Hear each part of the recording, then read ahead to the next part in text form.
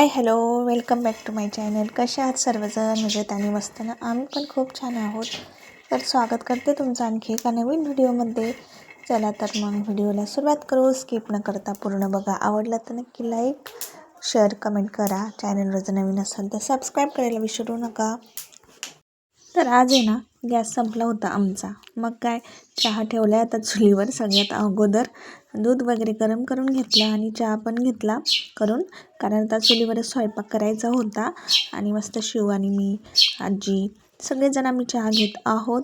आणि आजीला दिला अगोदर, नंतर मग मी घेतला. आणि त्यानंतर आता इथं ना, आता वाटण बनवत आहे मी, कारण हरभऱ्याची भाजी बनवायचं आहे. अख्खा हरभरा आहे, त्याची भाजी बनवायची इकडे. तर मस्त असं शिजायला टाकलं आहे मी तिकडं चुलीवर. वाटण बनवायला ना कोथिंबीर, खोबरं, लसूण आणि नाही का शेंगदाणे वगैरे आणि हिरवी मिरची, मीठ असं सगळं काही टाकून बारीक वाटून घेतलं आहे मी पाट्यावर वंट्यामध्येच. हे बघा, अगोदर इथं मिरची वाटून घेतली आणि त्याच्यानंतर शेंगदाणे टाकले आणि खोबरं, लसूण आणि कोथिंबीरचं अगोदरच वाटून ठेवलं होतं मी, कारण मग ते फोडणी द्यायला टाकायचं असतं अगोदर. म्हणून नंतर हे शेंगदाण्याचं वाटून घेतलं. आणि आता दुसऱ्या एका भांड्यात ते काढून घेणार आहे आणि मस्त असं धुवून थोडंसं पाणी टाकून ते पण पाणी आपल्याला काढून घ्यायचं आहे. तर आता घेतलं आहे मी इथंच पाणी वगैरे सर्व काही काढून एका वेगळ्या भांड्यात. आणि हे बघा, हरभरा कसा शिजतो आहे मस्तपैकी, छान असा शिजला आहे.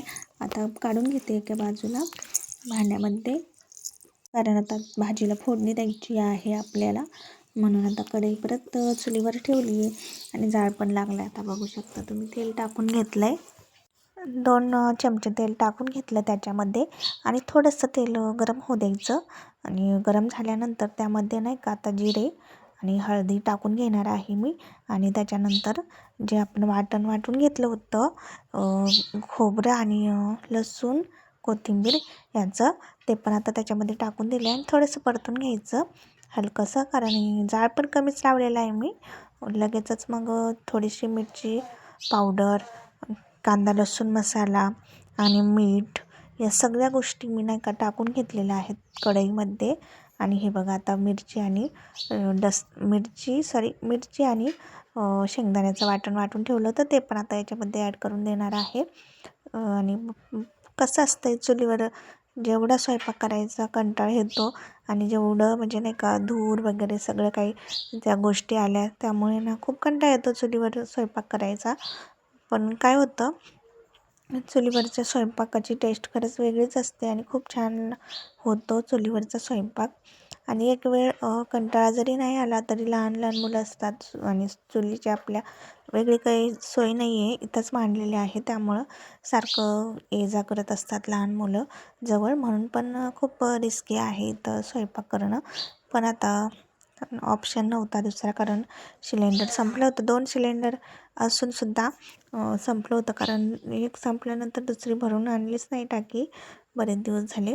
आणि दुसरी पण लगेचच संपून गेली, कारण सगळा स्वयंपाक आपला चुलीवर होत नाही, गॅसवरच होतो. चहा पाणी सर्व काही, कोणी आलेलं गेलेलं. आणि थोडीशी वर्दळ वाढलेली आहे, पाहुण्यारावळ्यांची येत जात असतात सारखं, त्यामुळे मग ते संपून गेला गॅस पटकन. मग हे बघा, आता आजीची आंघोळ झाली इकडे. आजीला पाणी नेऊन दिलं आणि ठेवून दिलं पाणी. म्हटलं आता आंघोळ करून घ्या तोपर्यंत. आणि आता छान अशी भाजी शिजायला ठेवलेली आहे इथं, तर हे बघू शकता. आणि थोड्या काड्या पण जास्त जाड सरपण नव्हतं, म्हणजे मोठी लाकडं जर 1-2 ठेवली तर मग जास्त असं सारखं फुंकत बसावं लागत नाही आणि मस्त असे जळतात ते लाकडं. पण हे छोटे होत्या आणि बाहेर स्वयंपाक करायला ना खूप छान वाटत होतं. आणि मला स्वयंपाक करेपर्यंत आमच्या आईचं म्हणजे सासूबाईंचं कपडे धुवायचं काम चालू आहे, कारण मी जर स्वयंपाकात गुंतले तर मग त्या सगळ्यांच्या आंघोळ्या झाल्या की कपडे पटपट धुवून टाकतात. आणि आमची आजी आहे ते थोडेफार भांडी पडले की घासतात, म्हणून आमचं काम बऱ्यापैकी लवकर आवडतं आणि बाकीची कामं म्हणजे करायला सोपी होतात. आणि हे बघा, आता हे पुस्तक आहे गॅसचं. तर सिलेंडर काय झालं, म्हणजे संपले होते सगळे, त्यामुळं अचानकच मग खूप गोंधळ उडाला. आणि दुपारनंतर ते सिलेंडर येणार होतं आणि तोपर्यंत वाट बघायची म्हटलं की मग सगळ्यांना कसं सकाळी जेवायला लागतं लवकरच, म्हणून मग मी काही केलं, म्हटलं जाऊ दे आता चुलीवरच आपण स्वयंपाक करून घेऊ. तर मस्त असं आता इकडे भाजी शिजते तोपर्यंत. आणि आता बाजरीची भाकरी पण करायची होत्या मला. आणि ते बघा आता अवनीचे पप्पा पण आले होते, कारण गॅस भेटला नाही त्यांना. दुपारून या म्हटले, कारण इथं कसं असतं खेडेगावात जास्त सिलेंडर अवेलेबल नसतात, थोडेफार असतात आणि मग ते कधी कधी संपून जातात, वेळेत काही भेटत नाहीत. म्हणूनच आता नेक्स्ट टाईम आम्ही दोन्हीही टाक्या एकदम भरून आणू व्यवस्थित अशा, म्हणजे कसं एक जरी संपली तरी अडचण येत नाही, दुसरी रेडी असते म्हणून. तर हे बघा आता इथं चाललं आहे माझं स्वयंपाक करायचं काम, आणि आईचं चाललं आहे धुणं धुवायचं तिकडे. भाजी शिजली आणि घरात नेऊन ठेवली लगेच, कारण इथं गरम गरम कशाला पण, म्हणजे नाही का कोणी ये जा करत असतं लहान मुलं, आणि भीती वाटते चटका वगैरे बसण्याची. गरम भाजी पटकन घरात नेऊन ठेवली आणि आता तवा ठेवला आहे चुलीवर. आणि आता मस्त गरम गरम बाजरीच्या भाकरी बनवायला घेत आहे मी इकडे. आणि हा व्हिडिओ ना तसा जुनाच आहे, म्हणजे थोडे दिवस झाले, मी 4-5 दिवस झाले व्हिडिओ अपलोडच केला नाही, कारण घरामध्ये खूप जास्त कामाचा लोड आणि मशीनचा लोड, म्हणजे कपडे शिवण्याचं काम माझं चालू असतं, त्यामुळे जास्त मला टाईम भेटत नाही. व्हिडिओ जरी शूट होत असले ना तरी दिवसभर कामाच्या राड्यामध्ये ना दिवस कसा जातो काही कळत नाही. व्हिडिओ एडिटिंग करणं होत नाही आणि व्हॉईसवर पण करायला जमत नाही दिवसभर. आणि रात्रीचं पण तसंच झालं, दिवसभर खूप जास्त दमले की रात्री लवकरच झोपून जाते. मग रात्री पण होत नाही, कारण आपल्या शरीराला पण आरामाची गरज असते. आणि थोडीफार तब्येत पण माझी बिघडली होती, कारण खूप जास्त दगदग झाली की एकेकी दुखणं येत असतं माणसांना, प्रत्येकाचंच असतं असं. तर माझ्या बाबतीत पण तसंच झालं होतं, थंडी ताप कणकणी हे सगळं जरासं मला आलं होतं. मग मी जरासं थोडासा ब्रेकच घेतला, म्हटलं थोडासा आराम पण पाहिजे, म्हणून मग व्हिडिओ काय अपलोड केले नव्हते 4-5 दिवस झाले. दिवसभर मशीनचं काम करत होते, पण रात्री काही व्हिडिओचं काही कामच नाही केलं, तर झोपून गेले दिवसभर काम करून. मग रात्री आरामच असा रोजचंच 4-5 दिवसापासूनचं माझं रुटीन चालूच होतं. पण आज म्हटलं नाही, आता माझा व्हिडिओ गेलाच पाहिजे एकतरी चॅनलवर, म्हणूनच आता सुरुवात केली परत. तर हे बघा इथं मस्त अशी भाकरी बनवायचं काम चाललं आहे. तर छान असं जाळ लागला होता चुलीला, आणि आलं आता सिलेंडर आमचं. तर सिलेंडर घेऊन आले ते, आणि म्हटलं आता जोडून घ्या. आणि त्याच्यानंतर आहे ना पूर्ण काम आवरलं, जेवणं वगैरे केली, आणि मशीनवर मी बसले होते, कारण बरेच काम पेंडिंग होतं माझं.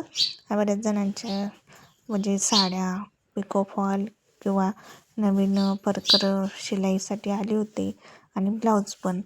या सगळ्या गोष्टी मला वेळेत द्यायच्या होत्या, कारण कसं असतं आपण आता त्यांनी वेळेत मागितले त्याच वेळेला जर दिले तर मग कस्टमर खुश होत असतात, आणि मग त्यांना माहिती पडतं की वेळच्या वेळी हे नाही का आपण दिलेलं काम करतायत, मग पुढच्या वेळी पण ते मग आवर्जून आपल्याकडं देत असतात ब्लाऊज, किंवा अशा काही गोष्टी असतात त्या ब्लाऊज शिलाई करायला, किंवा साड्या पिको फॉल. मग वेळेत जर दिल्या तरच नेक्स्ट टाईम कस्टमर येत असतं. म्हणूनच मग या गोष्टी, बाकीचं काम जरी थोडं लेट झालं तरी चालतं, पण हे जे आपला आपण घेतलेले कामं वेळेतच करून द्यायचे असतात दुसऱ्यांचे.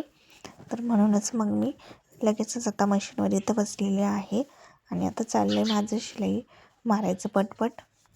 आधी आता परकरला शिलाई मारून घेणार आहे, आणि यांचेच आता साड्या वगैरे फॉल पण करायचा आहे, आणि ब्लाऊज पण शिवायचा आहे. ब्लाऊज आता कटिंग पण करून ठेवलेलं आहे मी, आणि एकदा जर कटिंग केले ना ब्लाऊज मग काही नाही, पटपट होत असतात. पण हल्ली जरासं घराची परिस्थिती पण थोडी गंभीर आहे, म्हणजे सासऱ्यांचं दुखण्यामुळे कोणी ना कोणी सारखं येत जात राहतं, आणि त्यामुळे ना आपली राहिलेली कामं पण म्हणजे वेळेत होत नाही, सगळी मागं पडतात. तर आजचा हा व्हिडिओ तुम्हाला आवडला असेल तर नक्की लाईक कमेंट शेअर करा.